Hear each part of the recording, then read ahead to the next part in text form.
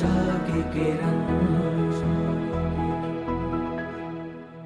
જેને કદી પણ પરમાત્માની કથા સાંભળી નથી એના કાન નથી, સર્પને રહેવાના દર છે.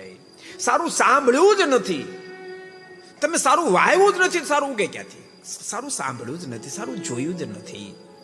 ભક્તો, તમને એમ થાય એવું હતાશ, એવા લાખો કરોડો લોકો જીવન જીવે છે અને ખબર જ નથી પરમાત્માની કથા એટલે શું, ખબર જ નથી.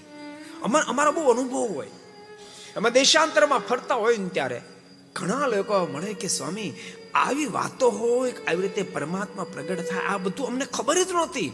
અમે તો ફલાણ જગ્યાએ ઘણા કે અમે ઘર સભા સાંભળી, એક દાડો અમે તો બેઠા બેઠા ટીવી ને રિમોટ લઈને ફેરવતા હતા. એમાં આ લક્ષ્યમાં આવી કે આસ્થા ભજનમાં ઘર સભા સાંભળી, અમને આનંદ થયો અને ત્યારથી અમે અમારા જીવનને બદલ્યું છે.